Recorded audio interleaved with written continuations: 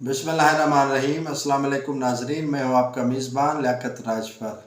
जी नाजरीन, पाकिस्तान मुस्लिम लीग नून को सिंध के अंदर इलेक्टेबल्स की जो ख्वाहिश थी कि उनकी पार्टी में शामिल होंगे, ताहाल फैसला न हो सका है।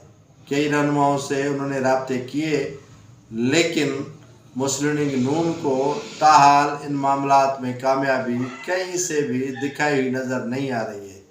बशीर अहमद मेमन जो साबिक ब्यूरोक्रेट हैं, उनको सिंध में सदर बना के भेजे जाने के बाद उन्होंने हाथ पांव मारना शुरू कर दिए हैं, लेकिन काफ़ी जो सोच रहे थे वो उनको उसमें कामयाबी नहीं मिली है।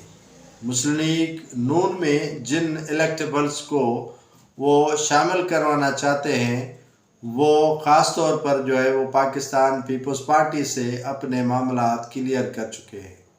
अगर टंडोलियार की बात की जाए तो वहाँ पर खोखर बरादरी के सरदार खैर मोहम्मद खान खोखर भी पाकिस्तान पीपल्स पार्टी का हिस्सा बन चुके हैं और वो GDO को अलविदा कर चुके हैं।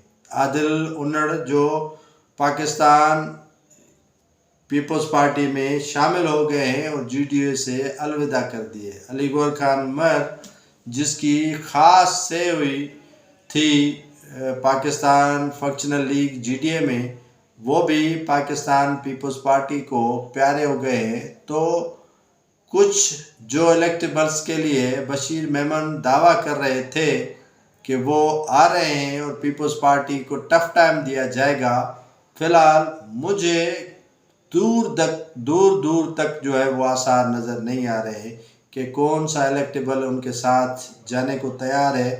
देखते हैं कि कहां से पीपल्स पार्टी से नाराज़ रहनुमा वो जा सकते हैं जो पीपल्स पार्टी की जानिब से उन्हें टिकट्स नहीं दिए जाएंगे और जिसके बाद वो मुस्लिम लीग नून या डेमोक्रेटिक अलायंस का हिस्सा बन सकते हैं। फ़िलहाल पीपल्स पार्टी से छीनना बशीर मेमन के लिए मुमकिन ही नहीं बल्कि नामुमकिन नज़र आ रहा है।